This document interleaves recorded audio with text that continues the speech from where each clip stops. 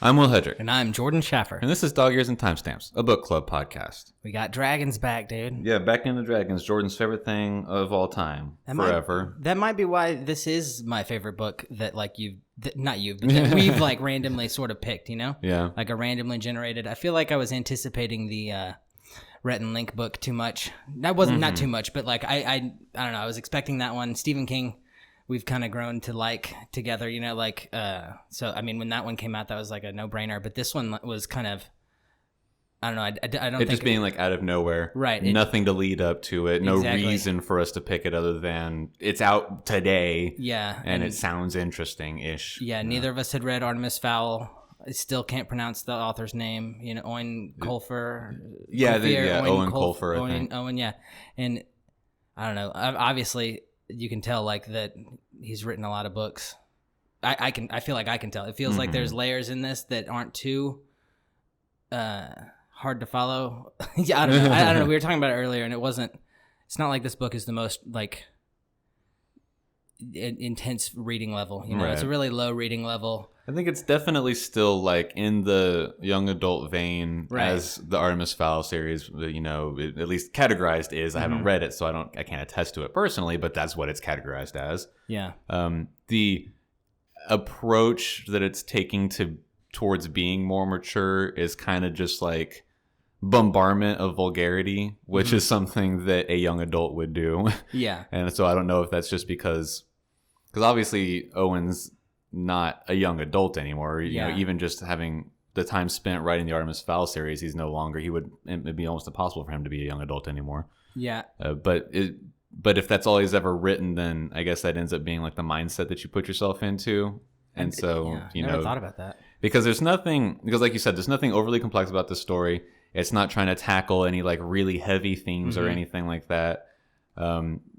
It's just a kid who finds a dragon, and in the bayou, there's a little bit of story behind both of them, but nothing that they spend too much time caring about. Yeah. And it's adult because they're saying fuck a lot. I think it's just what stood out for me is just the fact that I think you're right. When you said that he was like he's kind of in the mindset of like a young adult, that kind of shines in this book, and it's easy to follow. Like, well, the easy story is kind of, I don't know. I feel like it's sort of portrayed not like masterfully, but I feel like it's done really well. So that, I mean, I re-listened to it and I caught new things. Like there were definitely layers to like at least the chapter 6. There was like a lot going on. He's like building a lot of lore while still keeping a very simple story interesting. I think that's what I'm trying to say. It's just it's a simple story that is kind of vulgar and like adult, quote unquote, but like where I thought that might be like a deterrent for you and me. I've been enjoying it. I think it's not too much, at least as far as like the audio. The narrator's really, really good. That's good. And yeah, it's for me, it's been a lot of fun, and I've been laughing like out loud a lot, I think, when I've been listening. So I've really enjoyed it. I read 5 chapters last night with no issue. Yeah. You know, being behind like I was this week reading, I was like, okay, I've got to at least get halfway through tonight, and then I can try to force out the last 2 or 3 chapters at work, you know, in between things. And then I got through 5 chapters without really any issue. And I was like, okay, well, there's only another 40 pages left. I can knock that out at work. And then I knocked it out at work with no issue. Like, it wasn't like I was dragging or anything like that whenever I was reading. Yeah. There's and even like, you know, I might have been bad-mouthing it a little bit by saying that its idea of being more mature than an Artemis Fowl or a Harry Potter is that you just say fuck a couple more times. But that's the only thing about it so far that I have any negativity towards. And I don't even know if it's a negative opinion that I have. It's just something that immediately stood out to me. No, I understand what you're saying. It is, I didn't think that like the introduction of like alcohol and like him smoking Marlboro and stuff, like I didn't think it was too over the top. I just sort of thought that it was laid down that like this is what's getting him by. That's all he does. Like he watches his shows and he like drinks this dragon. I'm referring to, and Vern, yeah. For what's that short for? Short for wyvern. Wyvern, which isn't that like just dragon? It's a kind of dragon. Oh, okay. In this, they seem to, lore. Yeah. At least in the lore of this, the way that they introduced it made it sound like it was a title. Yeah. Oh, okay. And so because they call him Lord Highfire a lot too, or at least because he's Lord of Highfire. Oh, that's the place. But it's like whenever they first say he's like, I was once Wyvern, Lord of Highfire, or whatever. And so that made it seem to me that like Wyvern was like a rank that you could achieve or something like that. I thought Highfire was like another name for dragon because like it flew in the sky and No, fire. No, because it was the Highfire Eyrie. Oh. So it's it's just like the location, like I think I just learned that word the other day when we were reading a book, Eyrie. Oh yeah, yeah. I mean, it was in Game of Thrones. I was about to say it's like left and right for a couple of books there. I thought it was just like a place, though. I thought like it was called like I don't know, the Eyrie. It's a landscape descriptor. Yeah. Same thing with like a kingdom, a fiefdom.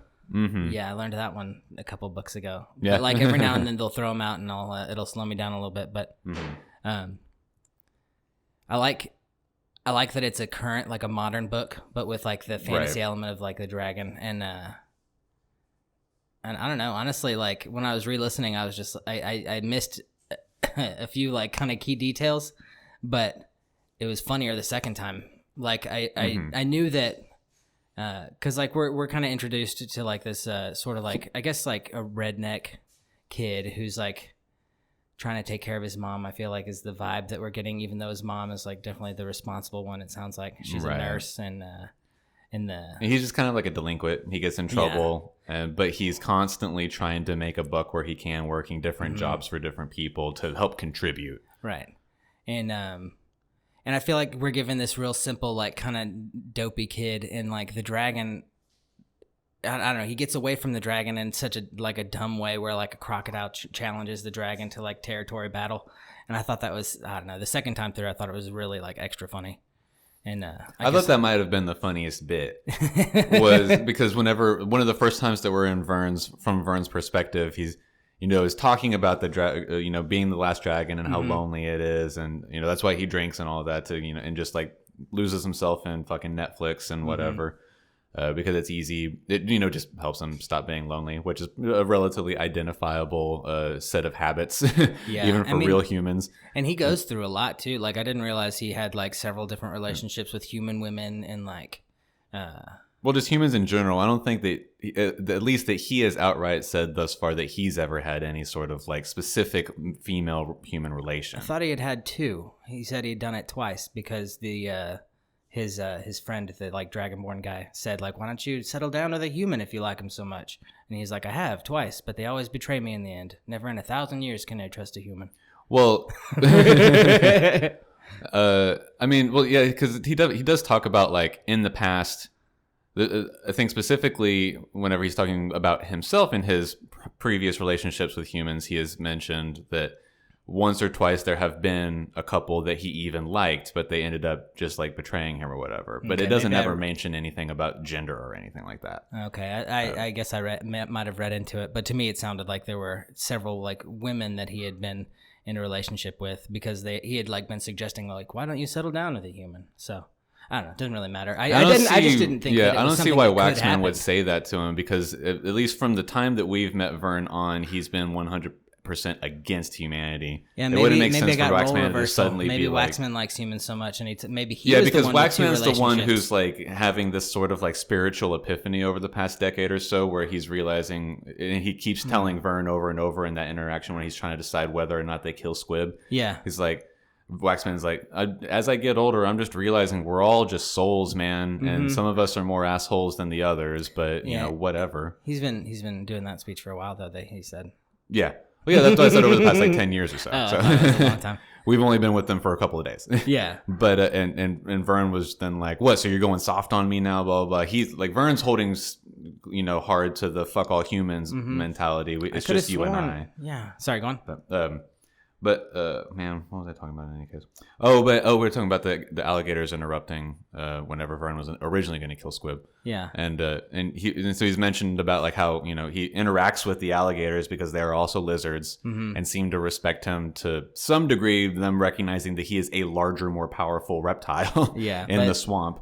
But they're cold-blooded, so it would never work out. Right? Yeah. That's And then, they like some champion of alligators like rolls up with two of his buddies. They break into his house and like try to challenge him, and he just immediately kills them. Yeah. And I think that so far that was the funniest bit of the entire 7 chapters. Yeah, I guess I just like how fantastical like everything is, even the alligators who like challenge this dragon, you know?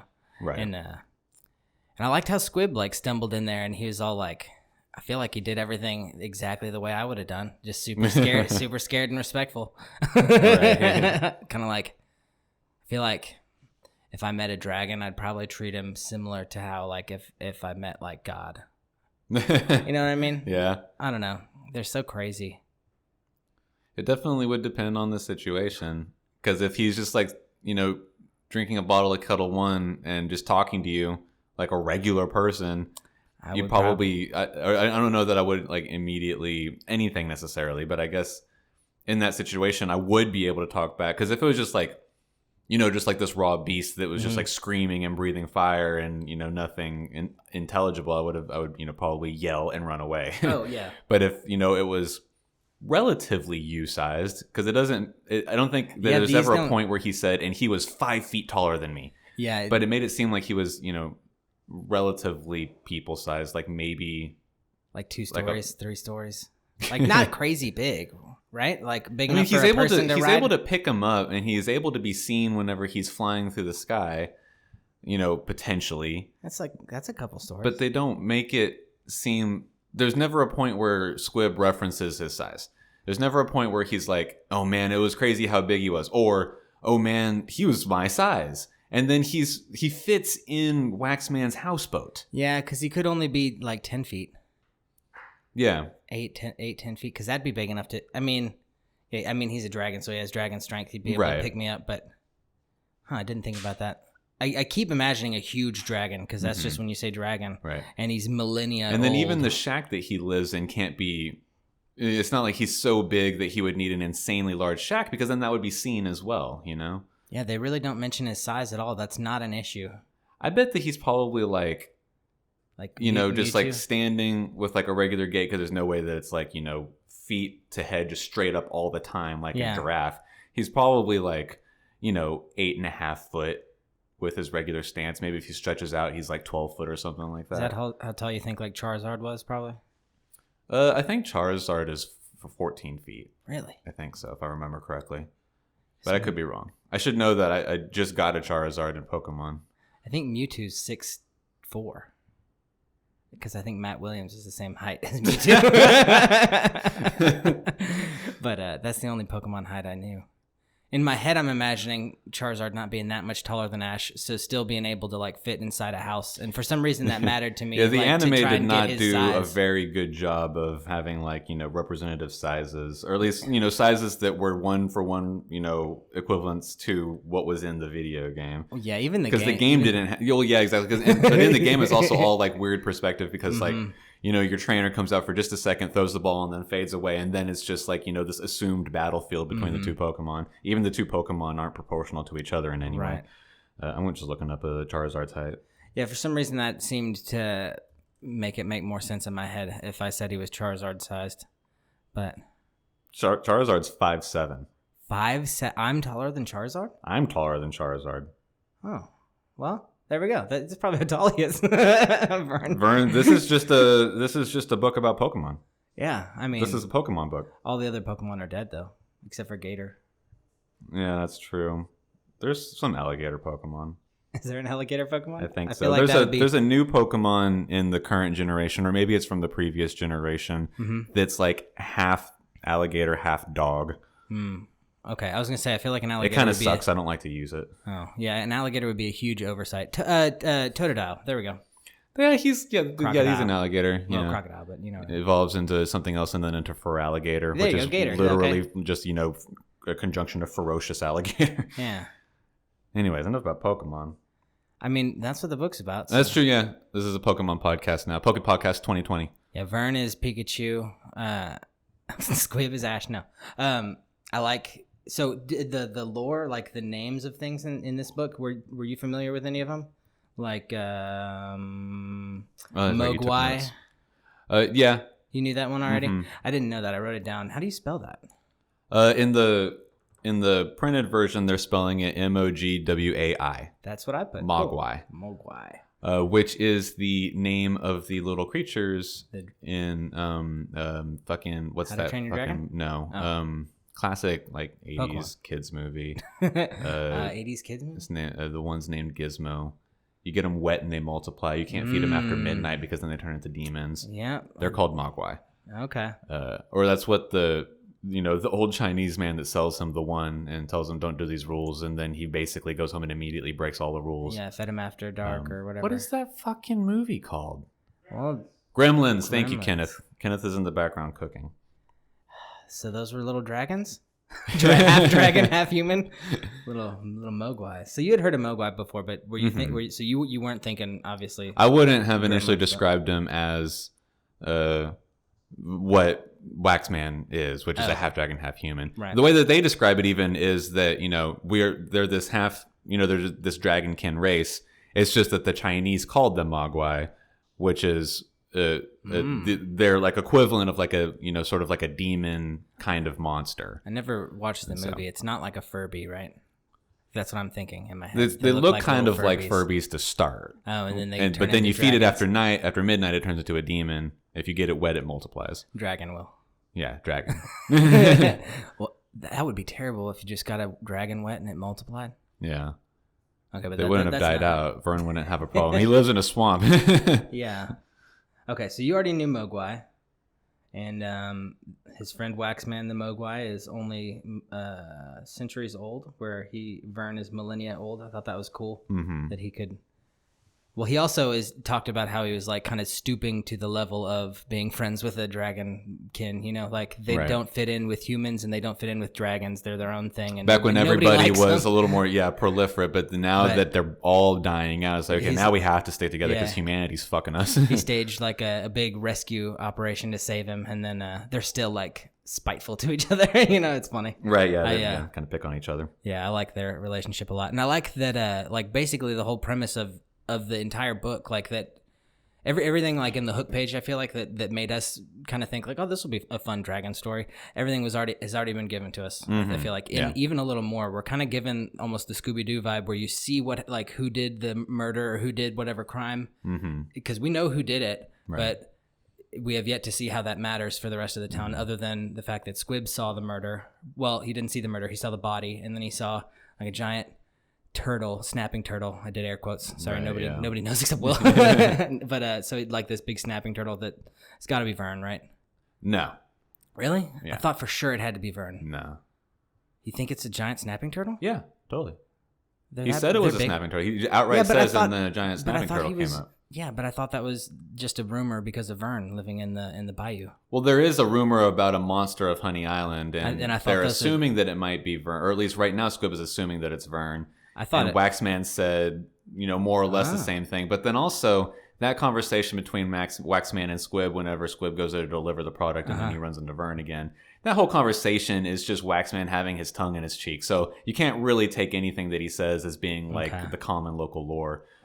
I was thinking that he just completely had an oversight in the fact that like, oh, it must be a giant snapping turtle because that's what the rumor is, because nobody believes in dragons. And so that's just what I assumed. But there must be some sort of dragon lore in this history of like, I wonder what the dragons are in this Earth or whatever, because obviously he's existed for millennia. He hasn't been a secret for millennia.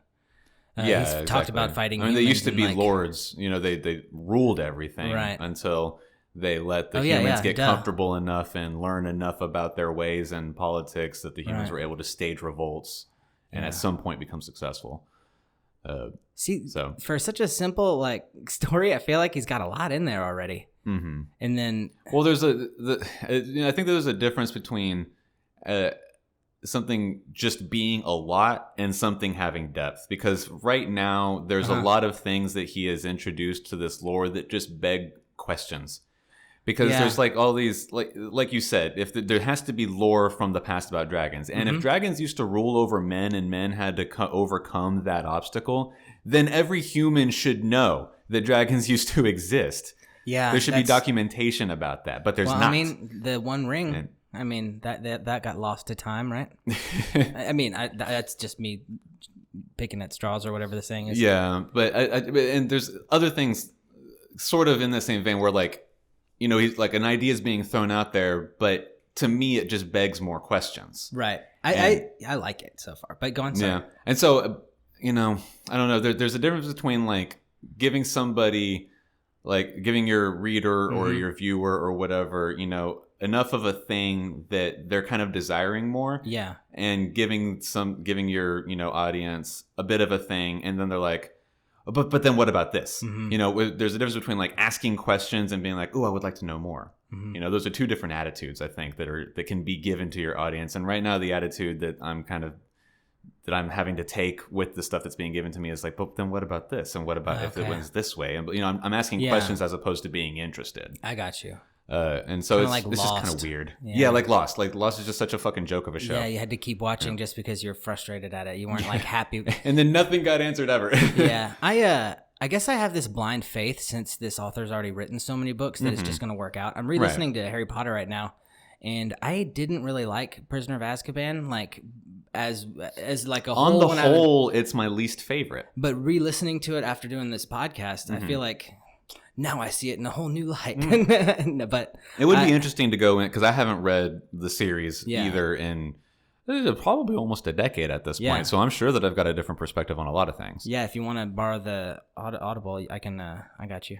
Just to listen, you know, on the way. Right. 'Cause he does a great job too, Jim Dale. I was actually thinking about getting other audiobooks that he had done just because of how good he was. Yeah, the Harry Potter narration is very famously extremely good. Yeah. I hear that from more than just y'all. Yeah.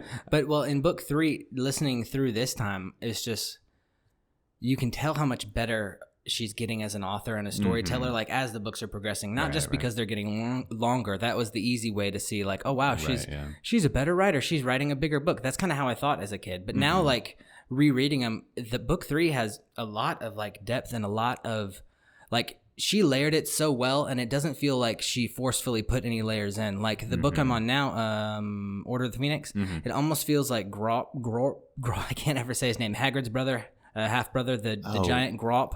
Yeah, I always read it as Grop. Grop, yeah. It's GRAWP, right? Yeah, but he says like he almost does like an orp, like Grorp. Yeah, right. But he does a really good. I don't know. I can't imitate it. I think it's implied that, you know, that's like his. But that almost like his giant language name, or that's all that he ever says. And so in the same way that like people started calling Gollum because he made that stupid throat noise. He made that sound. It's like Hagrid's just like, well, I mean, that's all he says, so I guess that's his name. Yeah.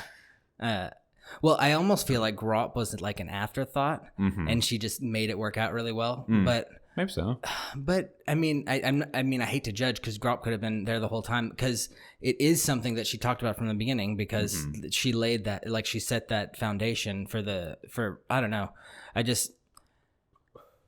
Maybe I'm judging it too hard because I've been listening so like intensely for the last like week and a half. It's just been like, if it's not this book, it's Harry Potter, and I'm not even listening to podcasts. Like no laughs, just Harry Potter. Like I'll laugh at Harry Potter, but it could be that Grub was sort of an afterthought, or not even like an afterthought, but just like not thought of in the grand scheme of things. And then you might consider, or where you might assume that she's starting to get towards having the greater picture constantly. Right, and he was because that's the 5th book, you know. Yeah, and he was just the facet. But something that happens in the Harry Potter series a lot is that every book has something new that kind of makes you think, well, why didn't this exist in the previous book? Right. And if it did, it would have made the previous book so much more different, you know, like now we can fly on these hippogriffs. Right. Well, and now we've got the kestrels, you know, that were invisible this whole time, but then Harry saw Cedric die. And like, I get that single line of story. Harry sees Cedric die, and so now he can see the kestrels. Guess he didn't see But why didn't he see the kestrels before when his mom had died? You know, things like that. But because like at some point, like either Rowling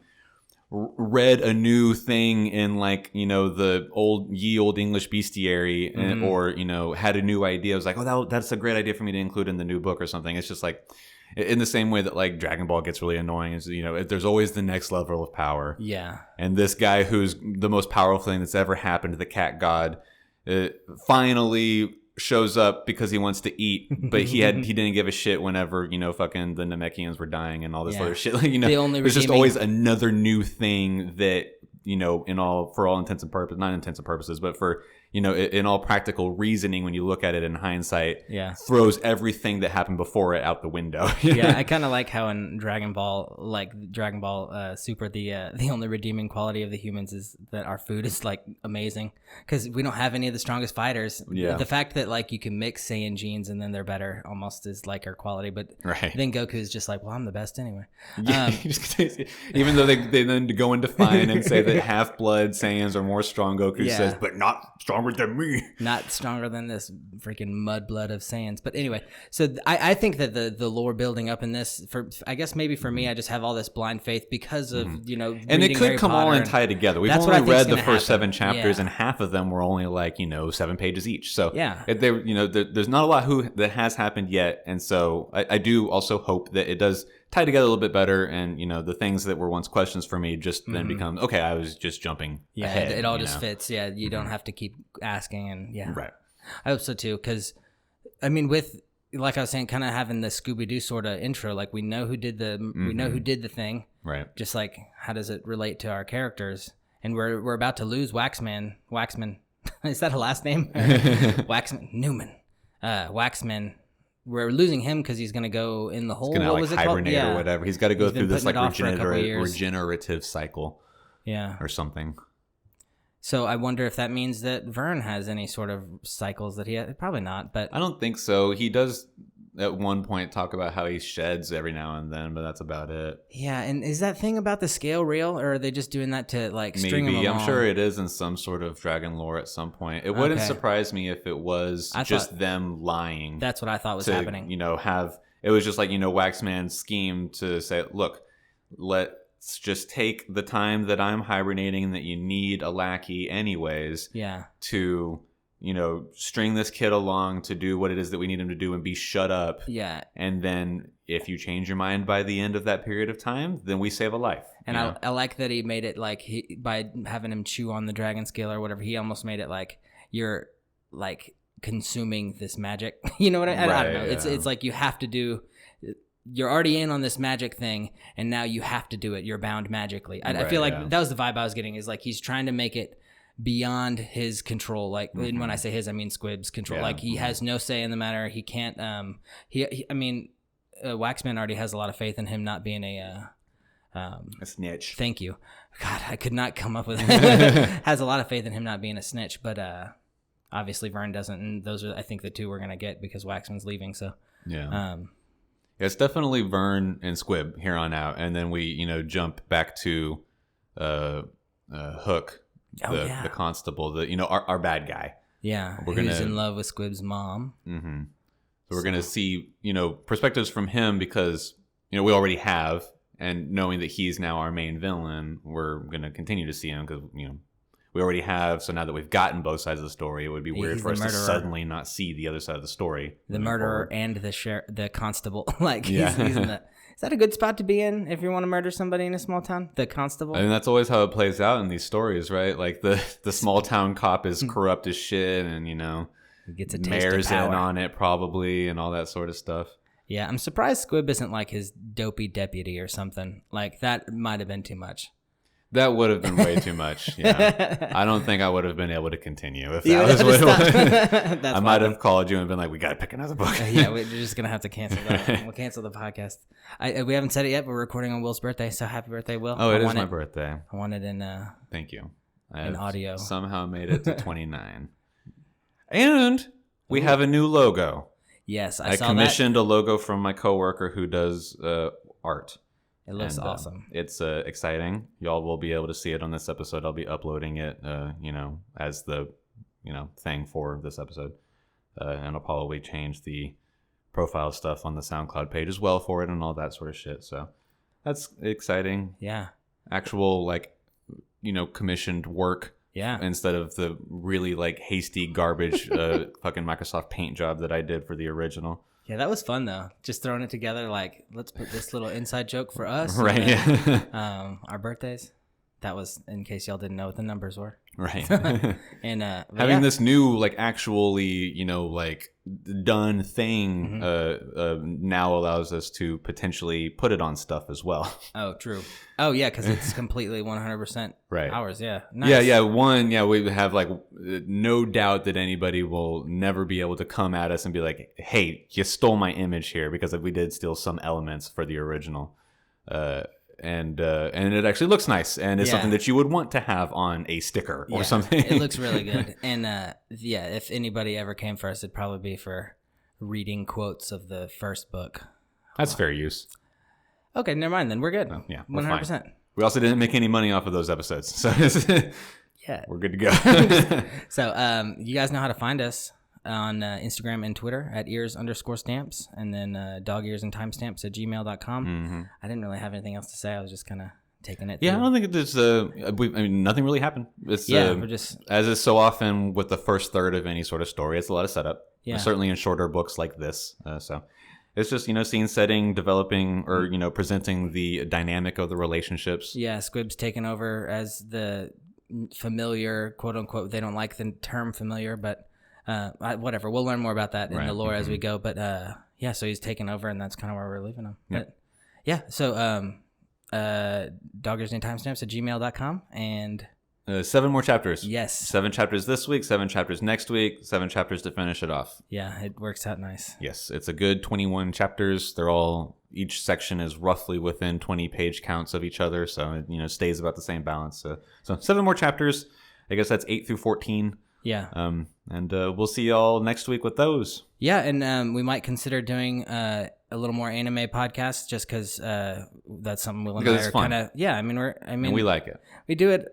I mean, we did it beforehand. Like with this, we've been into anime for a long time now. So I don't know. I think it's something we're both a little passionate about, and it'll be kind of fun. So if that's something you guys are interested in, just let us know, and definitely let us know. It's definitely sort of dependent upon how much we're watching, and so then how much we have to say, because we're not going to do a weekly podcast. Oh no, not on like new seasons that are coming out. Or anything, because you don't get enough content to talk about. Oh right, those would be like 15-minute episodes at best. So. No, I think it'd just be fun to promote one maybe like now every and then other that we enjoy. Yeah. You know, just like how Shokugeki's been so fun, and we're actually the next one we have planned will be for the whenever the conclusion of this season of Boku no Hero Academia happens. Yeah, that's and then we'll be talking about the so. entire series like we did with Shokugeki. So, and then maybe every other month, or just kind of like whenever we feel like we've built up enough to talk about. Yeah, we'll do another episode. Yeah, and if that's something y'all are interested in, let us know, and we can always just do it as maybe something for us, you know, on like Mondays, kind of how we did the show, like the show podcast. So, just let us know. Feedback's great, and all